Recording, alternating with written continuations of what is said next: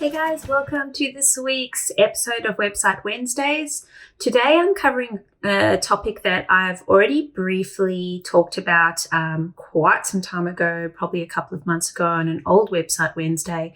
But now that I'm doing them on IGTV and they're accessible now through IGTV on Instagram, that means that the content is evergreen, so it never expires. So you can always go back and reference it. So because the question got asked again, I thought I would talk about this again for you guys, and then it's something that you can access at a later point anyway. So images on Squarespace. So what you might already know is that you need to have your images set to the best sizing and best file size for web preview. Now, Squarespace does recommend that you upload images no larger than 500 KB file size.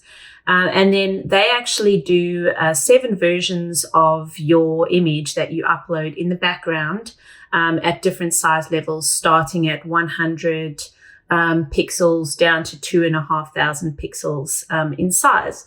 But what that means is that say, for example, you're viewing your website on a mobile device, Squarespace will automatically realize that and display the lower version of your image so that it loads quicker on a smaller device. And then for desktop, it will display the larger size so that you can see the larger image on desktop.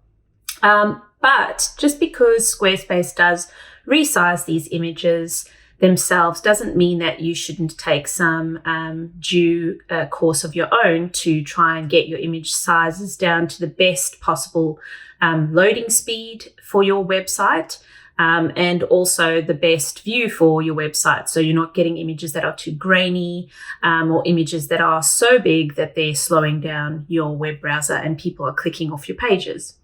So when Squarespace recommends a file size of 500 KB, I would actually recommend even less than that if you can get it.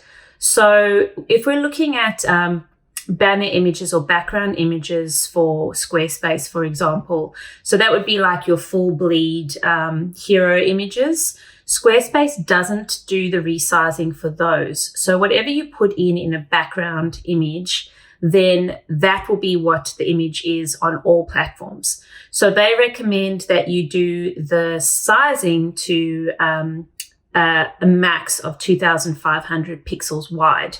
And then as those are usually the images that are largest on your site, I would recommend trying to get those hero shots down to more like 300 to 250 KB in file size.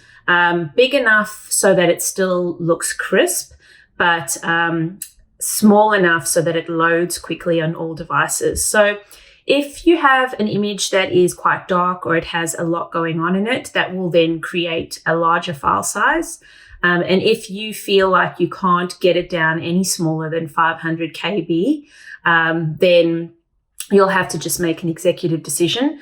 But I'd try and get it down to 250, 300 max, even less if you can, that would be even better, just so that you can get your website to load quicker. And then when it comes to stuff like images for stock, so you've got a shop and you want to use images for your shop, and those images are only going to appear quite small in most cases, I'd look at having those at about 100 KB, maybe even smaller. When you're looking at medium-sized images, look at something between 100 KB to 200 KB as well. In terms of the physical size, like width and height of an image, I usually like to stick around 1,000 pixels in width and height, depending on the widest edge. But then when you're going to be doing thumbnails, like for a shop, you could even go down to 500 pixels width and length for that. So I know it can get a little confusing with like 500 KB and 500 pixels, but the KB is the physical size of the file and how long it takes to load. And then the pixels is the height and the width in the size of the image in that regard. So there are a couple of options that you can resize your image with. If you don't have Photoshop, then you can have a quick look on Google and type in downsizing images for web. And there are a couple of online resources where you can upload your image onto a website, and you can choose to downgrade your image to the size that you want it to go to. So those are quite handy. Then there's also some editing for images within Squarespace itself, but that is more so for editing the look of an image or cropping an image, not so much for actually downgrading the size for an image on your website. So I know it's easy to get caught into the trap of, oh, but I want my images to look crisp and clean and clear as possible.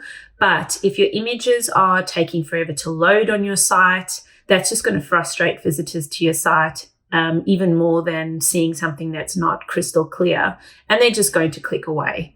So you don't want that to happen. You want them to stay on your site for as long as possible, and you want your site to load as quickly as possible. So really bear in mind when you're uploading your images, the width, the height of them, what to use size-wise for different purposes on your site, and try and keep the largest images on your site at a KB size that's under 500, but my recommendation, try and stick around the 300 KB mark if possible.